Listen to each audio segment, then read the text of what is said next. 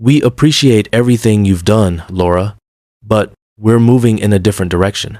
That's how they ended nearly 2 decades of my life.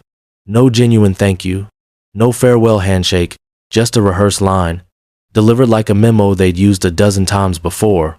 But I wasn't like the others. My name is Laura Whitmore, 58 years old, and I was the head of people operations at Carrington Metrics, an enterprise software firm in Columbus, Ohio, where I'd worked since the days when we shared one noisy office and brewed coffee that tasted like battery acid but kept us going through double shifts. I had been there through the 2008 recession, through our transition to cloud infrastructure, through leadership shakeups and legal landmines.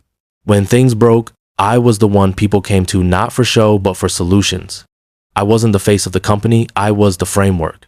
3 months before that meeting, I had been diagnosed with early-stage breast cancer. I kept it quiet, told only my close team, and kept showing up even on chemo days because I believed that if I just kept doing my part, kept holding things together, my value would speak for itself. I was wrong.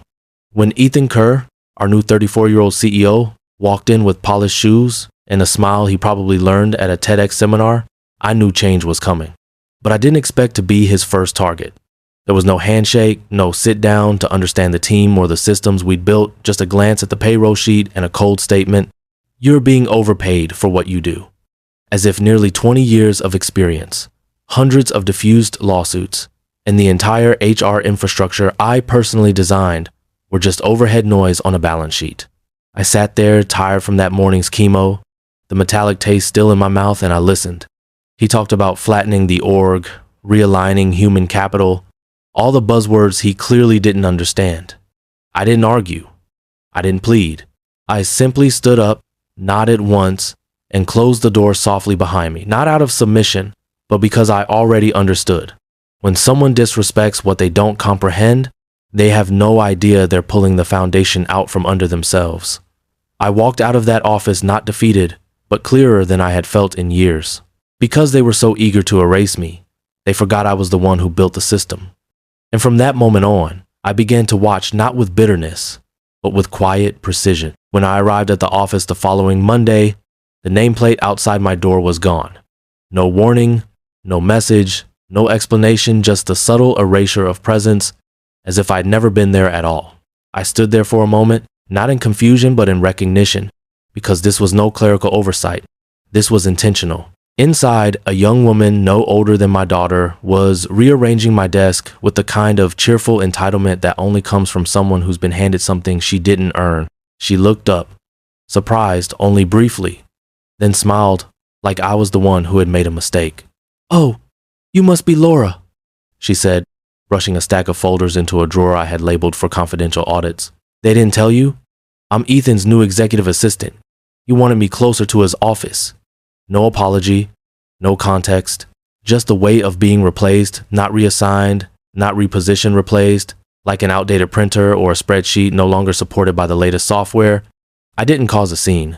I gathered what few belongings I could without drawing attention, walked past the glass offices that once echoed with my team's trust, and resettled at an old desk near the copier, a forgotten corner where the overhead light flickered every 8 seconds and the air vent clicked like a leaky faucet. I didn't complain. I counted. I always count when systems change without notice. It tells me how far the fault line will spread.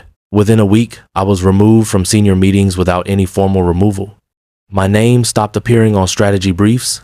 Calendar invites I used to issue now arrived without my inclusion. And while I sat quietly, my replacement, her name was Kaylee, I later learned was granted full access to every system I had spent 2 decades refining. Payroll, compliance, contracts, terminations, all of it laid bare for someone who thought HR protocol was a printable manual instead of a living ecosystem.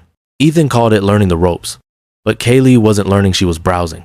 She forwarded policy documents without reading them, screenshotted organizational charts she didn't understand, laughed too loudly in open spaces, and referred to me in front of new hires as Miss Laura, like I was someone's retired aunt still hanging around the office out of habit. I said nothing. Not because I didn't notice, but because I had started watching methodically, deliberately, and with a level of attention I hadn't needed to use in years. Every morning, I arrived earlier than I needed to, and every night, I stayed just a little too late. Not to work, but to observe what no one else had the patience or humility to see. While they dismissed me as outdated, I became a mirror to their ignorance. I backed up sensitive data, noted who changed what access privileges and when, traced login histories that didn't match role descriptions, and tracked every document that was altered without review. I wasn't being passive. I was building a ledger not out of vengeance, but for the same reason I had built everything else in that place: to preserve order when others invite chaos. Kaylee began deleting names from escalation charts because she thought they looked old. She misfiled contracts by fiscal quarter, misrouted sensitive HR updates to departments that had no clearance, and forwarded audit flags to Ethan's inbox, which he never opened. Still, no one stopped her. In fact, Ethan praised her in the next all-staff meeting for bringing fresh perspective. What they didn't understand, what they never understood, was that the system wasn't broken. It was precise. It was fragile by necessity. It didn't need a new perspective. It needed stewardship. And so I kept documenting. I didn't shout. I didn't warn. I simply gathered facts with the steadiness of someone who has seen collapse before and knew how it begins, not with an explosion, but with a flicker. My illness had made me quiet. Their arrogance made me invisible.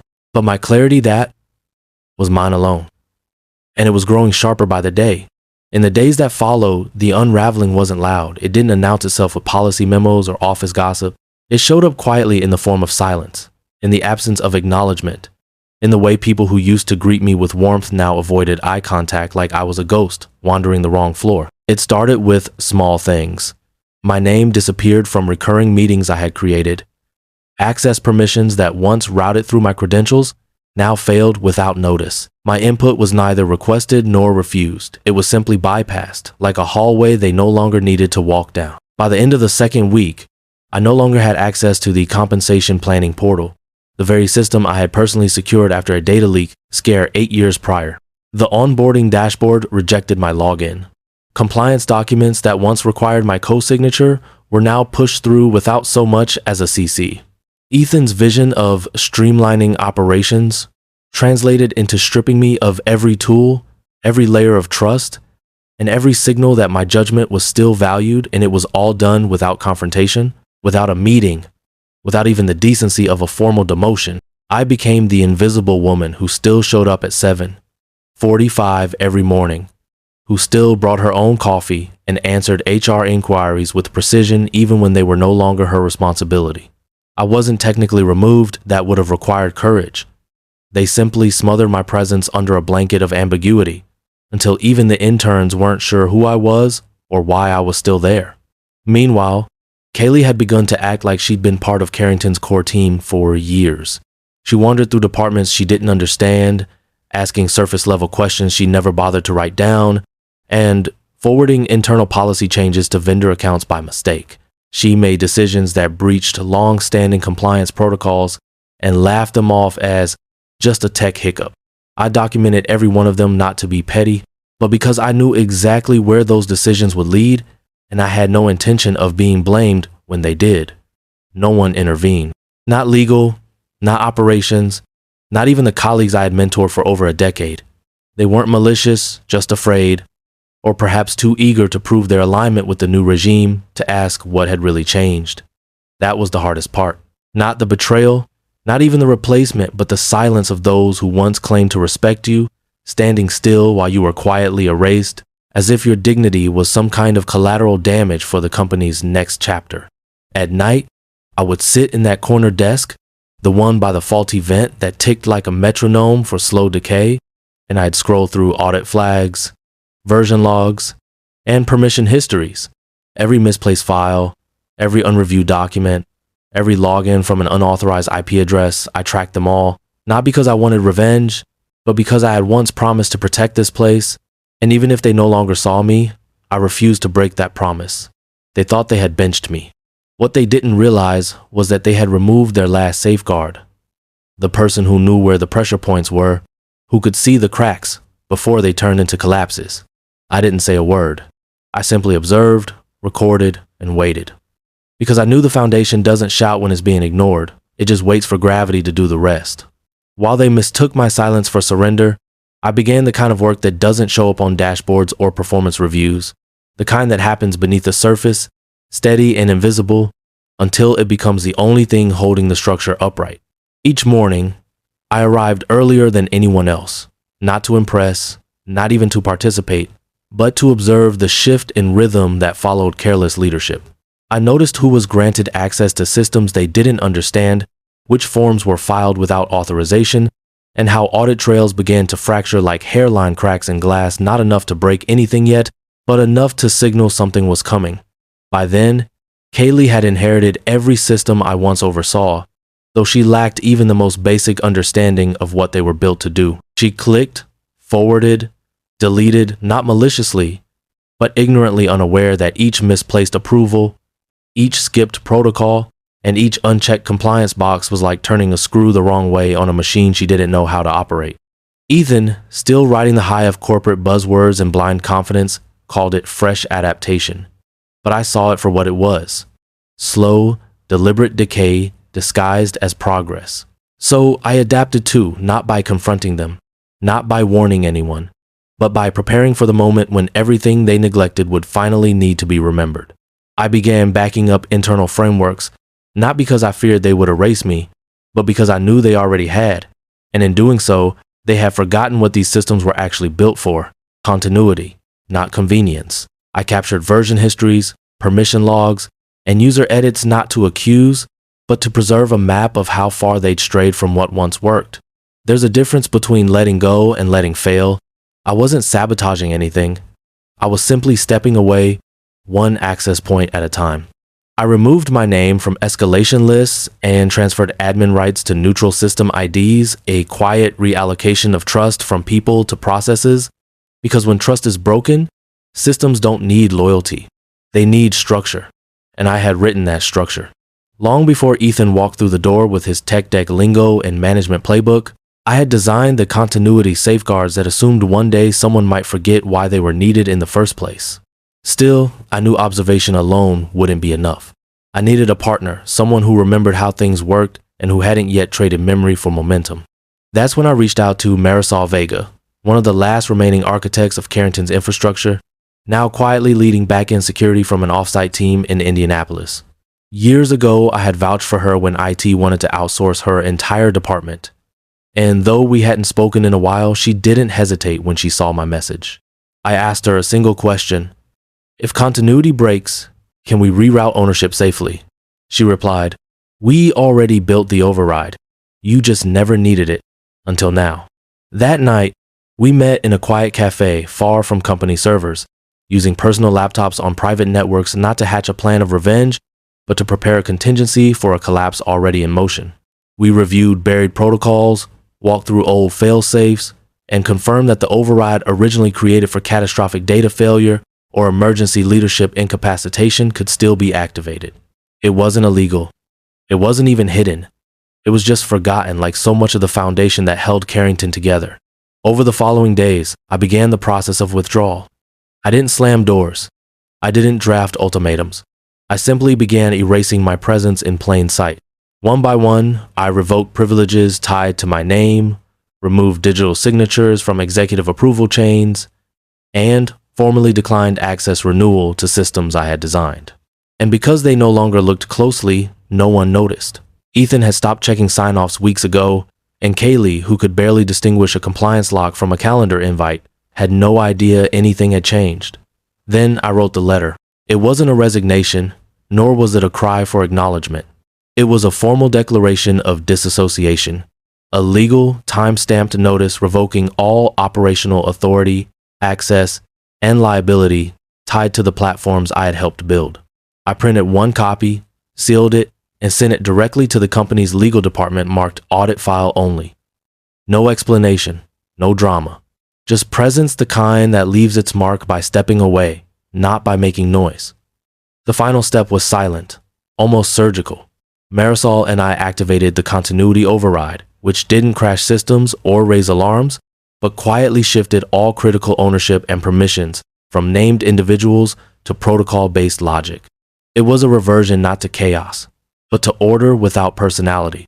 The system no longer belonged to people who didn't understand it. It now operated according to the rules I'd written when people still cared enough to read them. No one knew. Not yet. but the systems did. And when they started asking for authorizations no one could give, it wouldn't be because I broke anything. It would be because I stopped holding it up. It started the way most failures do, not with a bang, but with a shrug. The payroll team sent a routine access request to update compensation records. The system responded with a simple message: access denied. Primary authorization required. They assumed it was a glitch, a permissions lapse that could be fixed with a few clicks or a reset. But when they tried again, and then again, each time receiving the same denial, this time with a timestamp they couldn't override, the confusion began to spread. Legal followed, flagging authentication failures when attempting to retrieve archived contracts for a quarterly audit. At first, they blamed the software, then they blamed the cloud, then they blamed each other. No one thought to blame the system itself because no one believed the system could act on its own. They had forgotten that systems, when designed correctly, don't need to scream when something is wrong. They simply stop cooperating with those who've forgotten how to care for them. The messages began piling up like slow-moving avalanches. Onboarding portals refusing to generate welcome packets, compliance, dashboards freezing mid-refresh, approval chains sending requests into loops that never closed. In every case, the interfaces looked the same, functional, familiar, but the logic behind them had quietly retracted. It wasn't chaos. It was refusal, like a door that appears unlocked until you try the handle. Kaylee, now swimming in a role she never fully understood, responded with hollow reassurances. She blamed caching delays, internal migrations, and phantom outages that had never been documented. She said it with confidence, but her eyes betrayed panic, and panic, in a place that runs on confidence, spreads faster than any error message. Ethan, for his part, didn't know where to look. His dashboard no longer synced with key performance indicators, and his department leads had stopped offering solutions, sensing that any idea might implicate them in a failure they no longer understood. One by one, the people who had once kept things running began to exit quietly, with short resignation notes and even shorter transition plans. A director in benefits, a senior analyst in compliance, a systems administrator who had started under my supervision 10 years earlier and once described me as the only manager who listened before reacting. None of them made a scene. None of them looked back. They simply left, carrying with them knowledge that couldn't be transferred in a handover document or captured in a single debrief. From the outside, Carrington metrics still looked intact. Emails went out. Calendars synced. Meetings were held. But the core was softening. Vendor contracts auto-expired without renewal. Performance reviews defaulted to blank forms. Data exports timed out before completion. The spine was gone, and without it, nothing quite stuck. No one reached out to me.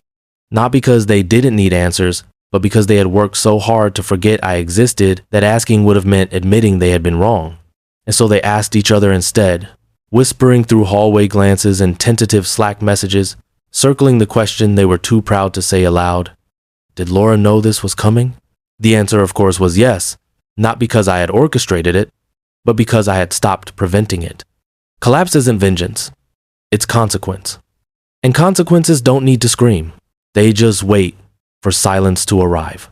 Within 2 weeks, the structure that once prided itself on efficiency began to decay in plain sight. Finance reported unexpected budget gaps. Hiring requisitions stalled mid-approval. A large client, one of our oldest logistics partners, sent a sharply worded email asking for clarity on missed deadlines and late deliverables. The message wasn't angry, but it was cold. And in that coldness was something Ethan had never been trained to handle: institutional doubt. Kaylee tried to respond, cobbling together language from reports she didn't write and quoting systems she no longer had access to. The client didn't reply, and in that silence, the entire floor felt something shift. Not a scream, not a crash, but the subtle creak of something unanchored beginning to tilt. I didn't gloat. I didn't smile. I just watched from a distance, no longer a part of the machine, but still wired into its memory. I knew what came next, and I knew no one could stop it now. Because the tragedy of removing the one who holds things together isn't just that the system fails. It's that it fails so slowly, so quietly, that by the time anyone notices, there's nothing left to fix. By the time the board issued the internal memo announcing Ethan's resignation, no one was surprised. The language was sterile, seeking new opportunities, mutual decision, strategic transition, but the timing and the silence behind it spoke volumes. There was no farewell gathering, no closing remarks, no last-minute attempt to salvage face. He simply vanished, leaving behind an office with the blinds still partially drawn and a stack of unread reports buried under a glossy leadership manual. 2 days later, Kaylee's desk was empty. No announcement, no farewell message, not even a sticky note left behind. Just a deactivated keycard and a name removed from the directory, like a line of code commented out for good. The rest of the company didn't collapse, it deflated. The tension that once kept it upright gave way to exhaustion. And in the absence of answers, the only thing left was an aching realization. They hadn't just lost personnel, they'd lost memory.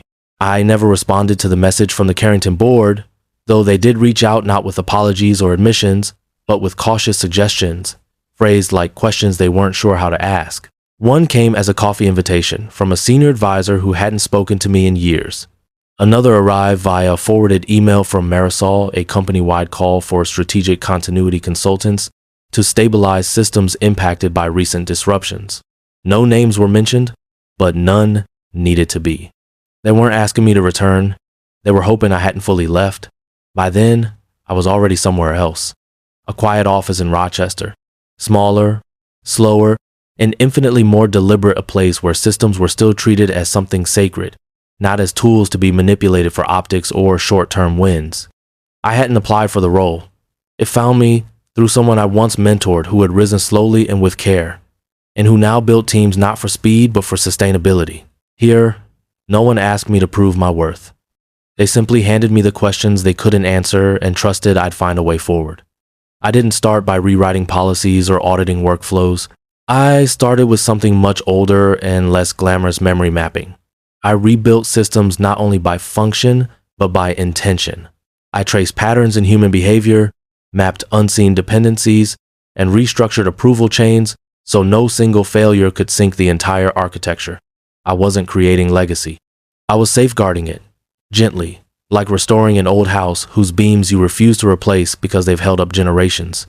Some afternoons, I led quiet sessions in a borrowed conference room, not for executives, but for those who rarely get the microphone. Women over 50, professionals returning after caregiving, people who had seen too many org charts and too few leaders who actually listened. We didn't make slides or metrics.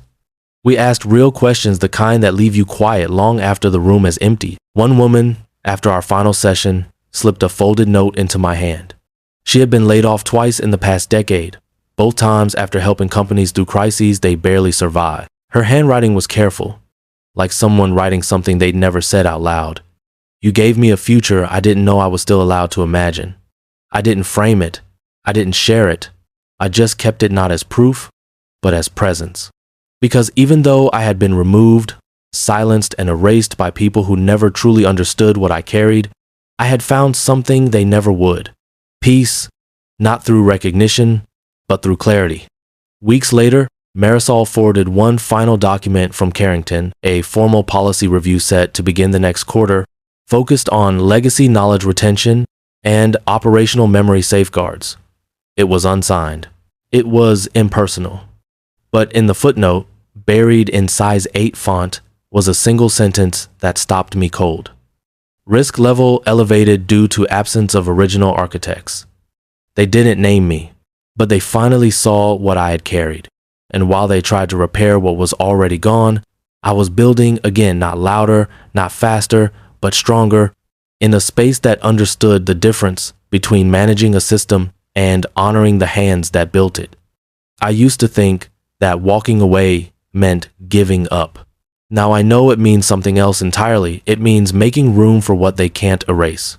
I don't think about Ethan much anymore, and when I do, it's not with bitterness, nor with triumph, but with a kind of clarity that only time and distance can bring.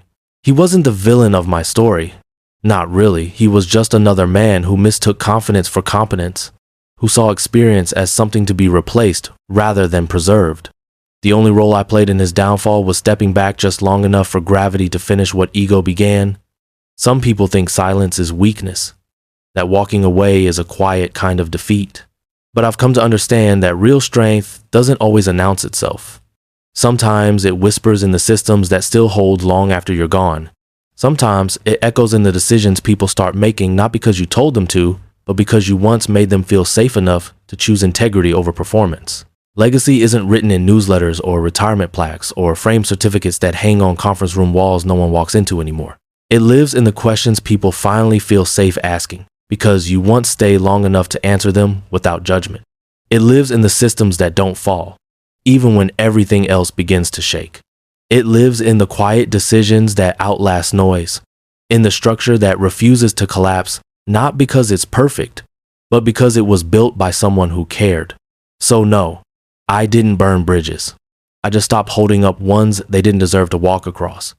And that, I've learned, is the kind of revenge that never needs to raise its voice because the silence it leaves behind is loud enough. If you've ever been cast aside, underestimated, or replaced by someone who didn't see your worth, let this story remind you. What you built still matters, even if they try to erase your name from it. Subscribe for more true stories of quiet strength, justice served, and legacies that refuse to disappear. Turn on notifications so you never miss a comeback.